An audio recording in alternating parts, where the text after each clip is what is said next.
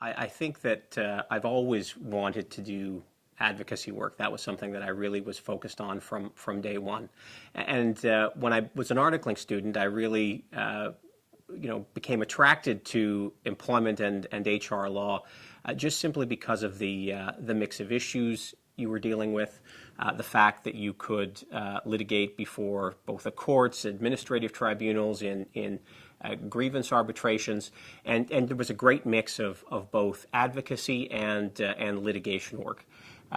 Besides all of that, the facts in an employment practice are never boring. And so when I come in the morning, I just don't know what I'm going to get or what story I'm going to hear when I pick up the phone.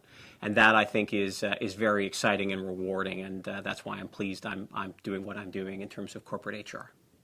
I think I really bring three things to my work and my practice. First, I think I provide direct, pragmatic HR advice that is very focused on outcomes. Secondly, I think one of the things that I've always understood is that providing effective HR advice is really about sort of managing not only the legal issues, but also the people issues. And so I think I bring a helpful perspective in that regard. Third, I really understand that if you're going to bring and promote effective workplace culture and a positive HR culture, that takes commitment, dedication, and hard work. And so I think clients really rely upon me and think I provide that advice combined with frontline training and the development of effective workplace policies. I was fortunate when I started at then FMC, now Dentons, to have a senior partner in the employment group, Michael Horan, really take me under his wing. And I learned many lessons from Michael, but I think there are really two that I think have really stood out. First, clients call you in order to get outcome-focused advice. Clients don't want a 10-page memo from you. They don't want proof that you understand the law. They expect that.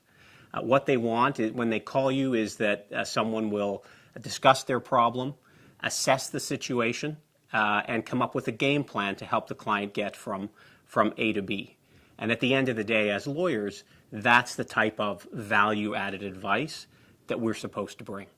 And so that, I think, was the first lesson I learned. Secondly, the second lesson I learned was that law is about relationships. I mean, at the end of the day, you can be hard on issues in an advocacy-based practice, but not hard on people. The HR bar in Toronto is a very small group. You see the same lawyers case after case, year after year.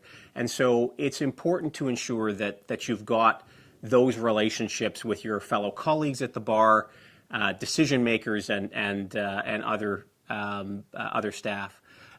Externally, in terms of teamwork, I think one of the opportunities that I've had in working with Dentons is I've had the opportunity to work on a number of complex M&A deals where HR is just one component of the larger transaction.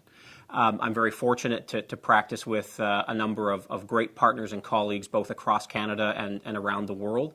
And as a result of having a global platform at Dentons, I can not only work with a wide cross-section of those colleagues and partners, but also with top-notch in-house legal counsel at our clients in order to achieve success for them. I'm a huge advocate of volunteer and pro bono work, especially for lawyers at the earlier stages of their career.